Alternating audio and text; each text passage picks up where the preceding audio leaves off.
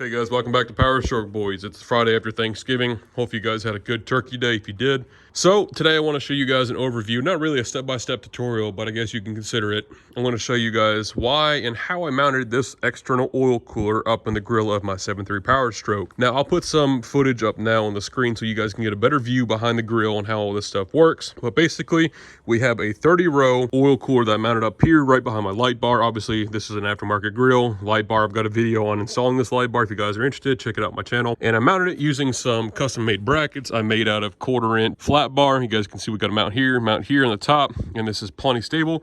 We have a full 1/2 inch between the condenser and the back of this oil cooler, so we're not going to create a hot pocket. We're going to get sufficient airflow through both of them, so I kept that in mind. Also, every mount has rubber mounting grommets, so this thing's not going to vibrate or crack the fiberglass for this front header panel here. Now, coming down, we have another bracket here. You guys can probably see now, or I'll throw a clip up on the screen. Then we have another one over here, and this thing is solid. Also, I had to move my AC condenser fan all the way to the left, so I had enough room to get this thing in here, so I still have some cooled AC in the summer. Now, this is a 10 AN oil cooler that I have reduced down to 6 AN, which is the same size. It's 3/8 inside diameter. That's the same size as my regulator return. Same thing that my sump kit uses. So 3/8 inside diameter is sufficient. We're not going to have any restrictions for oil. Now that comes down to 2 reducers, again 6 AN, that come to 2 lines that I made, and I just used the braided stuff. I didn't use the stainless steel stuff like you guys see up here because you're not going to see it. I wanted it black and I wanted it to blend in.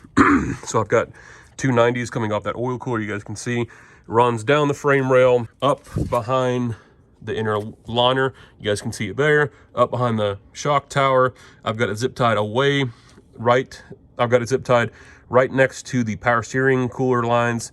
Actually, I've got it zip tied to the power steering lines away from the steering column, and it goes down right into the oil cooler assembly, or the oil cooler housing. Now that's how I mounted it, where I ran my lines. Now I'm going to show you guys the fittings and the tools we're going to need to plumb it into the side of the engine. I'll throw a picture up on the screen now on how I plan to feed the cooler and how I plan to return the oil from the cooler back to the engine. Now, if you guys are familiar with the 7.3, you guys can see on the screen now, the oil cooler housing has a 1/8 inch NPT port that we're going to take out, and that's going to be our feed going to one side of the cooler.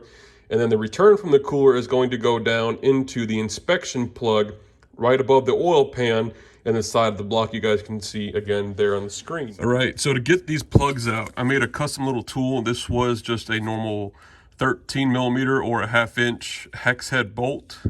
Doesn't matter what grade, and I literally just grinded it down to an awkward uneven square that just fits in here. And I'll lay the camera down so if you guys can see this. So you can see the tool fits in there nice and tight, and I just use a ratchet to take it out.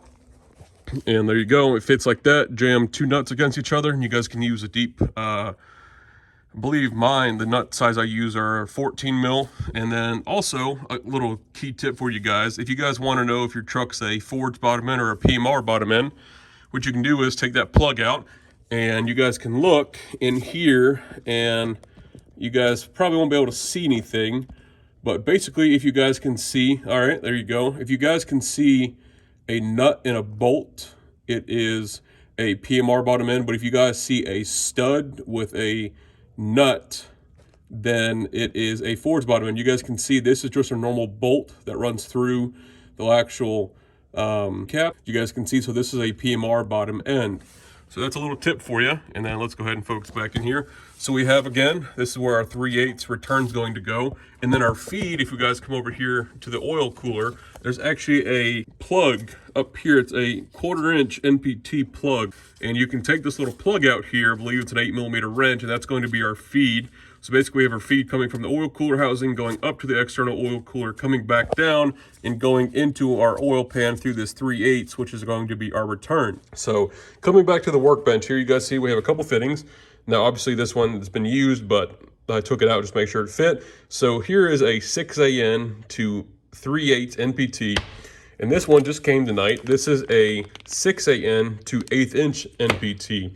Again, the 1/8 inch NPT is going to be our feed. The 3/8 NPT is going to be our return. All right, so here are our 2 plugs. Here's our 3/8 to 6 AN. That's our return. And then here is our feed. Let me move these lines out of the way. Then here's our feed that 1/8 inch to 6AN. And again, my truck's elevated, it's up on some ramps. I don't have a lift, so I'm working on my back, obviously. So what I did was I had a little catch basin to catch all the oil.